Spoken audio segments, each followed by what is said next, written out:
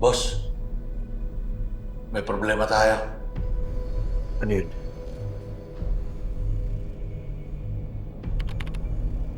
Hindi ko pa alam, Bok eh. Pero mukhang may posisyon to sa organisasyon ni Mayor. Malay natin. Ito na yung big break na hinihintay. Isipin mo, galing pa mismo sa insider. O paano? Masasamahan mo ba ako bukas? Wala pang oras pero ang sabi niya babalikan niya raw ako eh. Pero ang importante, willing siya na makipagkita. O sige, Bok. Okay, sige, balita mo ako ah.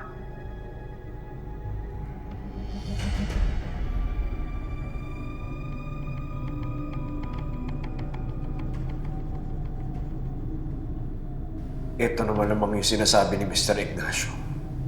Ba't ba akong sabi?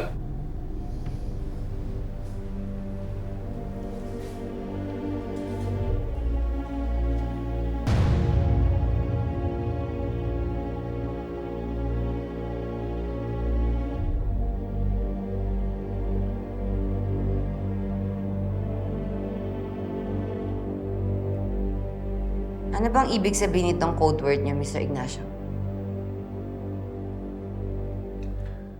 Term yun ng Italian mafia families na ang ibig sabihin,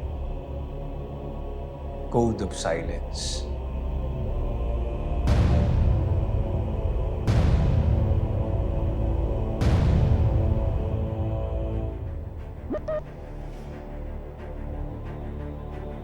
Nag-reply na si Mayor.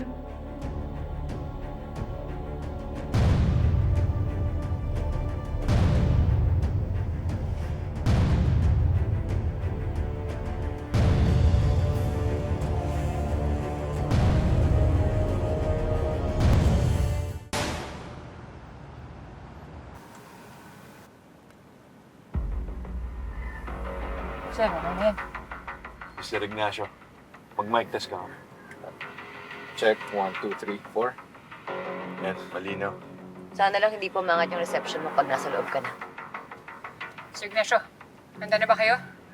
Memoryado niyo na yung mga sasabihin niyo kay Mayor? Pero mas inaalala ko to eh. Dahil kapag naamoy ni Mayor, siguradong itutumba ako na mismo sa kinatatayuan ko. Basta stick to the plan lang. Maaayos din ang lahat.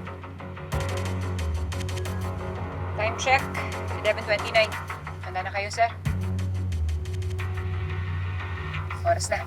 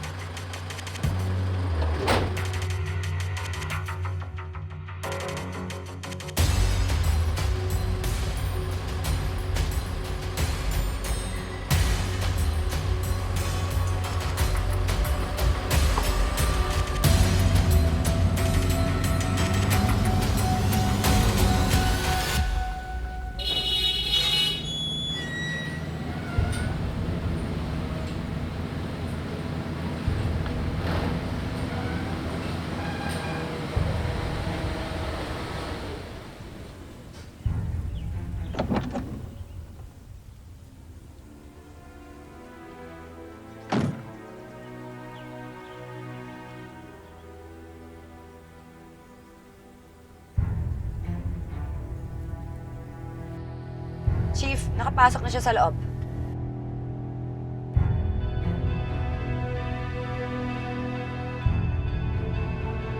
Mukhang kinakabahan to si Mr. Ignacio. Hindi natin masisisi, sir. Delikado yung gagawin niya at pwede siyang mamatay.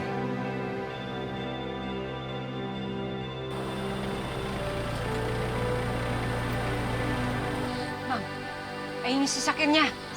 Ayun yung sasakyan ni Mayor.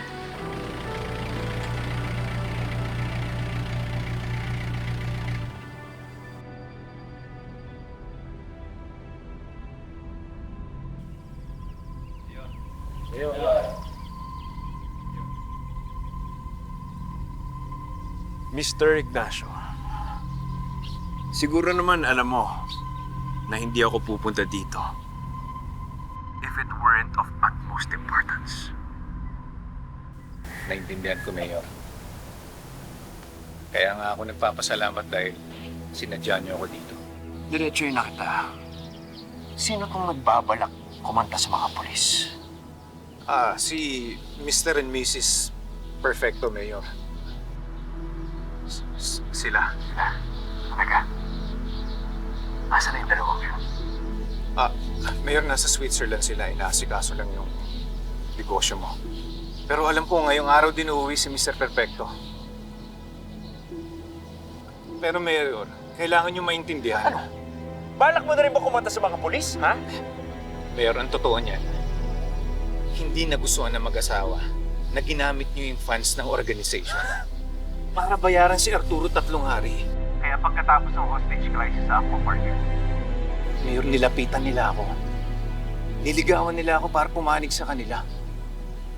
At they were planning a coup against you. Ako? Against me? Yes, Mayor. Sigurado ka? Pero hindi ibig sabihin na kumakampi ako sa kanila, Mayor. Hindi ganun. Kaya nga ako nakikipag-usap sa iyo ngayon eh. Ang kapal mo talaga ng dalawang yan.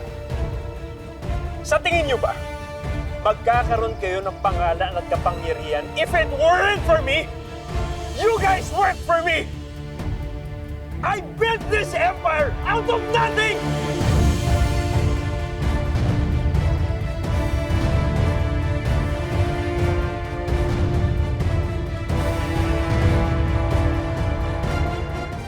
At itong tandaan nyo, sisiguraduhin kong mamamatay ang lahat na magtatangkang kunin sa akin to.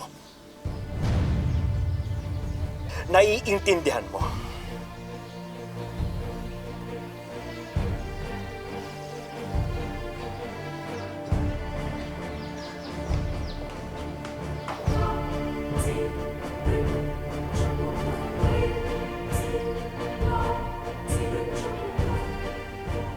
Yun. Bingo. Onde, good job. Malapit na mahuli si Mayor. Salamat, sir. Pero nagsisimula pa lang ang laban. Kailangan natin kumilos agad. Tagumpay yung operation natin. Mabibigyan na rin ng hustisya lahat ng mga nabiktima ni Mayor. In fairness sa operation niya, Bobby. Congrats. Salamat, ma'am. Pero tayong lahat yun.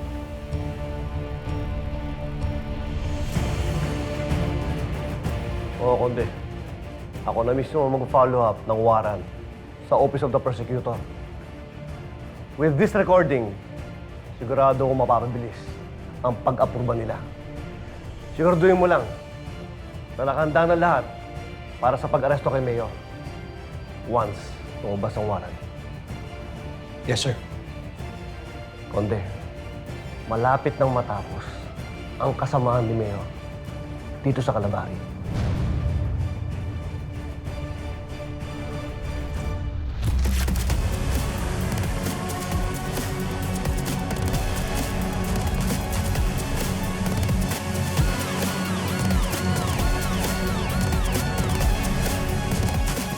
Bakit parang nakatingin si Mayor sa atin? Hindi naman niya tayo nakikita dito, di ba? Imposible, ma'am. Kung nakakatunog si Mayor. Kapag nakuha natin yung warrant, gusto ko, full force tayo sa pag-aresto kay Mayor. Hindi natin alam kung paano mag-react si Mayor. Alam naman natin, marami siyang tauhan. Anong ginagawa mo dito? Pwede ba tayo mag-usap? Mayor Glenn Guerrero, inaaresto ka namin sa kasong drug trafficking, trafficking of illegal firearms, laundering, and conspiracy. Mayor, sumama na lang po kayo ng maayos. Huwag natin gawing komplikado ang sitwasyon.